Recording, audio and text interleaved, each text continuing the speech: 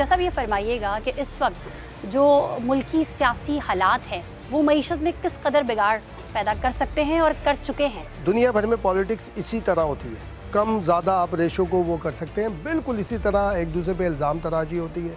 आप देखें अमेरिका में ट्रंप ने क्या किया था जब इलेक्शन कैंपेन चलाई थी, जब वो निकल गए थे, अब जब उनको बुलाया गया था वहाँ की नेब कह लें, उन्होंने जब इन्वेस्टिगेशन के लिए बुलाया था, सेम यही सिचुएशन थी।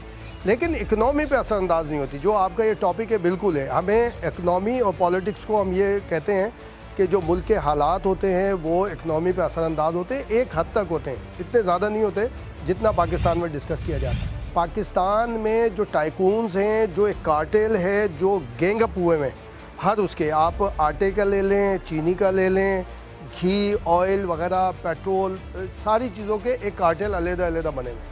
वो बुनियाद बनाते हैं कि जी पॉलिटिकल सिचुएशन सही नहीं है तो इसलिए ये सारी महंगाई है, और उसमें वो ये करते हैं कि मुझसे और आपसे ख़बरें चलवाते हैं। शहबाज शरीफ ने बीइंग ए अपोजिशन लीडर जो एक प्रपोज़ल दिया था कि मुल्क में इस वक्त चार्टर ऑफ डेमोक्रेसी की तरह चार्टर ऑफ इकनॉमी की बहुत ज़रूरत है। क्या ये वही 5th जनरेशन वॉर है जिसका तस्करा हम जी hybrid war, 5th generation war, ये अगर आप ये कहें तो मैं इस बारे में कई मरतबा ये बात हम सरकारी हलकों में भी कह चुके हैं, मुख्तलिफ सेमिनार वर्कशॉप में, और रियलाइज़ भी करवाई है कि लोग ये कहते हैं कि 5th generation war, hybrid war Pakistan के अगेंस्ट है, लेकिन सना ये मेरे और आपके मीडिया के अगेंस्ट है, क्योंकि आप हमारा जो मीडिया है, पाकिस्तान का मीडिया तमाम तर मामलात के बावजूद बहुत फोकल है, पाकिस्तान के हवाले से बहुत फोकल है। बहुत सारे लोग हैं जो जिनका ऑनलाइन रोजगार था, डिजिटली वो पैसे कमा रहे थे, क्या समझते हैं कि इससे उनको भी नुकसान हुआ है? बिल्कुल हुआ है। या आप ये समझते हैं ये सही था? देखिए, अगर हम मुल्क की सलामती के हवाले से कहें तो बिल्कुल सही था, मुल्क है तो बिजनेस भी होगा, सब कुछ होगा। लेकिन जितना शोर मचा रहे हैं ऑनलाइन बिजनेस करने वाले, इतना नहीं है। कोरोना में आप देखें, आपने बहुत रोड शो की है, बहुत हम देखते भी हैं सारी चीज़ें, आप मसूब मार्केटों में भी गई।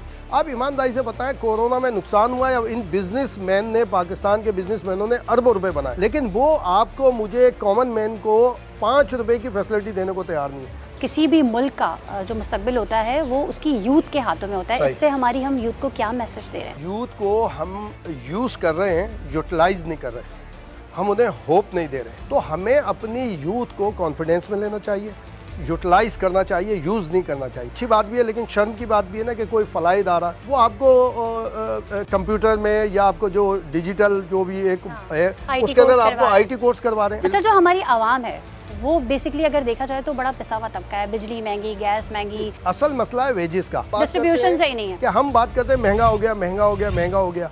अगर अमेरिका में $1 का पेट्रोल है तो वो तो 200-300 रुपये वैसे ही हो गया, ऑटोमेटिक हो गया।